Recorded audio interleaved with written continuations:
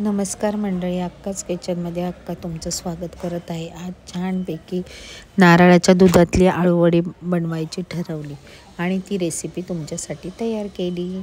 खूप छान लागते नारळाच्या दुधातील आळूवडी। मस्तपैकी नारळ फोडून घ्यायचा, स्वच्छ धुवून घ्यायचा, बारीक तुकडे करायचे, मिक्सरला लावायचे। छानपैकी नारळाचं दूध पिळून घ्यायचं रुमालाने किंवा पांढऱ्या कपड्याने।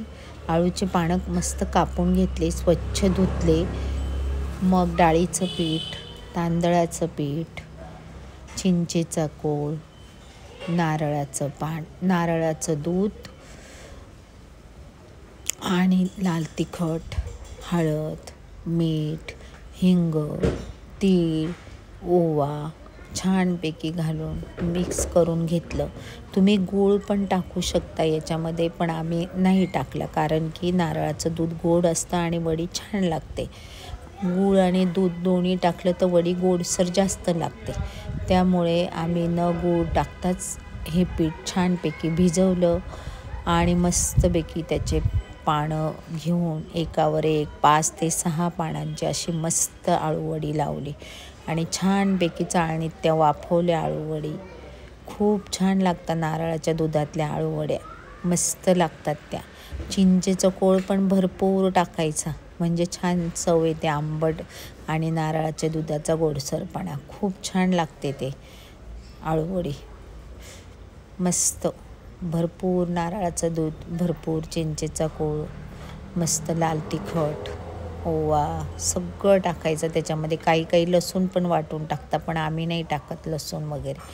मस्त छानपैकी आळूचे 4-5 पानांची मस्त वडी लावायची, चाळणीत छानपैकी वाफवायची। 20 ते 25 मिनटं शिजू द्यायची, थोडा वेळ मोठ्या गॅसवर, 10 मिनटं मोठ्या गॅसवर, 15 मिनटं बारीक गॅसवर छान वड्या छानपैकी तयार होतात। छानपैकी वड्या लावून शिजल्यानंतर अर्धा किंवा 1 तास तरी फ्रीजमध्ये ठेवा। छानपैकी त्या कडक होतात आणि मग शॅलो फ्राय केल्या तरी मस्त क्रिस्पी होऊन खूप छान लागतात। तळण्यापेक्षा शॅलो फ्राय केलेल्या वड्या नेहमी छान लागतात। शॅलो फ्राय करताना थोडंसं पॅनमध्ये तेल टाकायचं मग त्याच्यावर वड्या ठेवायच्या।